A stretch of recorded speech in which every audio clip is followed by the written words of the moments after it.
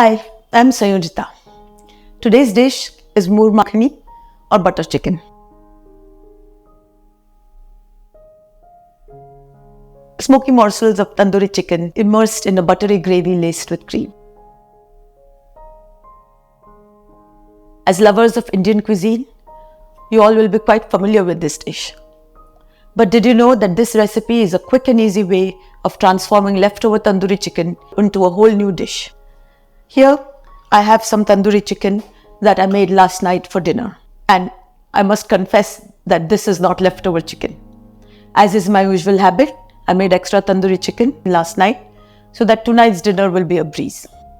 I'm going to show you the typical restaurant style recipe today, which is rather rich, heavy on butter and laced with cream. But it does taste pretty good. However, you can go easy on both these ingredients for a lighter dish that's more suitable for an everyday home style meal. For a party or special occasion though, I recommend that you go the whole hog. Let's get started. Here is my tandoori chicken. As you know, this is a planned leftover, so I have a lot and can easily serve 3 to 4 people. It needs to be deboned, but I'm going to do that later while the sauce is cooling. I'm going to leave it like this for now and then come back to it. Let's start with the gravy base. The main ingredient here is tomatoes. I'm going to puree these in the mixie along with raisins. Raisins add a hint of sweetness to the gravy. Coarsely chop the tomatoes. This is the only chopping you will have to do. I'm going to puree these tomatoes offline so we can have a butter smooth gravy in 2 batches. Makhan is butter in Hindi, and makhani here means 2 things. 1, made with butter or makhan wala, and butter like. So the gravy must be smooth. Let's start cooking. The gravy is very simple. We are already done with any chopping we need to do. Heat the kadai. I'm using butter, of course, plus a little ghee to prevent the butter from caramelizing.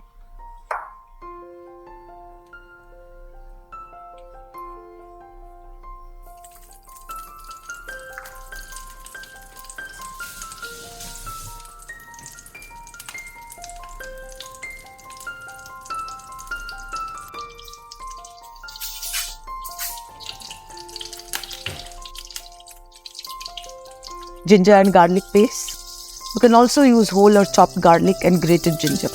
It's all going to get cooked down and strained later.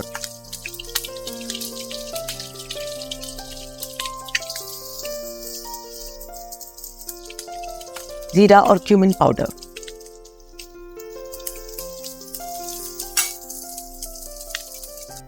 Add the tomato puree.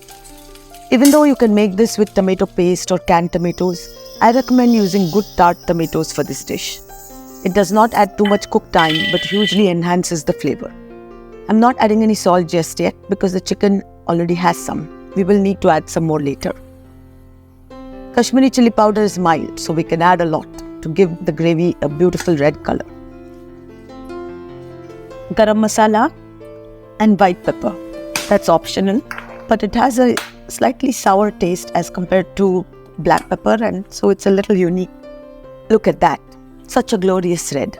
If you're using ready paste or sauce, it will take a couple of minutes less for this step. Cover and let it cook. The heat is medium. There is plenty of moisture in the tomatoes and we do want them to cook down a bit. Give it a quick taste. It's a bit spicy, but otherwise it's just fine. It's been about 4 minutes. The tomato puree is cooked well and reduced a bit. The chili powder will also have lost its rawness.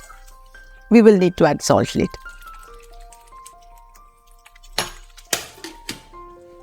I'm going to let it simmer for about a minute and then turn it off. It must cool down so we can strain it later. In the meanwhile, we can debone the chicken.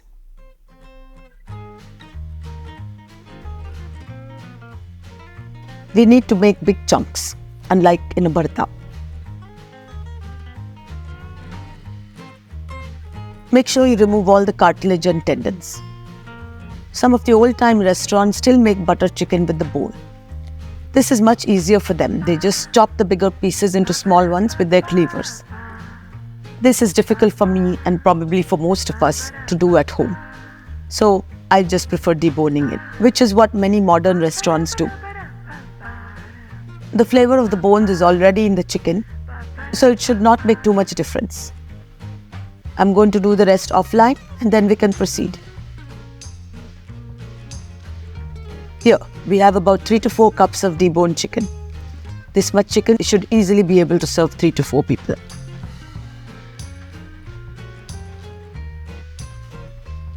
The sauce has cooled sufficiently, so I'm going to strain it now for our buttery smooth gravy. All the seeds and fiber from the peels will be removed.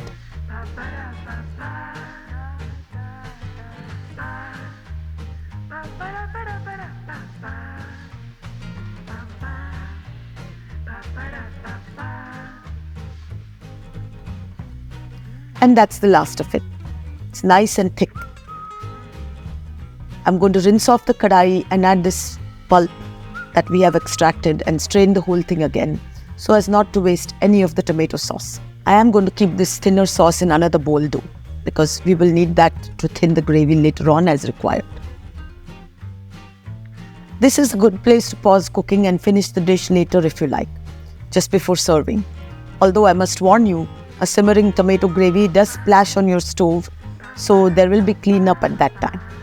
Alternately, you can finish the whole dish in one go, just make the gravy a bit thinner as I have, and then warm it up just before serving. Now for the final step, put it all together.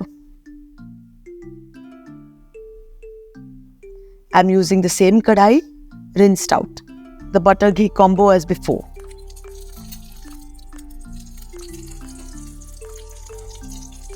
Some whole green chilies with the tops cut off. This way you get the flavor but not as much heat. And the chicken. Toss it in the butter. And add the sauce. All the thick one. It's looking quite thick, so I'm going to add all the thin sauce as well. The chicken will absorb some of the moisture, so we do need both of these. Mix it in. I have rinsed the bowl with the thick sauce and I'm adding that liquid right here. I do think we're going to need it. Now, all we need to do is allow the chicken to absorb the gravy flavors and vice versa. The flame is quite high. This is a good time to taste and add the salt. Yep.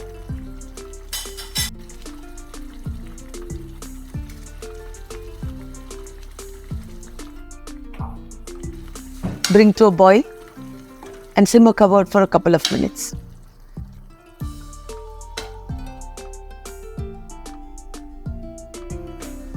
The gravy is nicely homogeneous and smooth. The cream will do the rest of the job. I'm just going to taste it again quickly. It needs a bit more garam masala and that's it.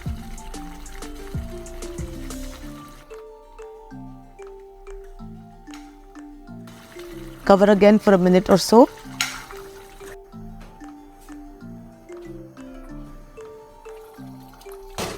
A wonderful aroma. Now we just lace this with fresh cream and we are done.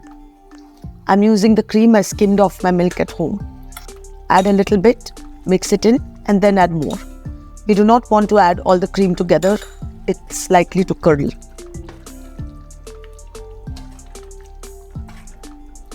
I'm also going to add some of this ultra pasteurized cream from the Tetra Pak just to supplement my homemade cream. About 2 tablespoons. This is low fat.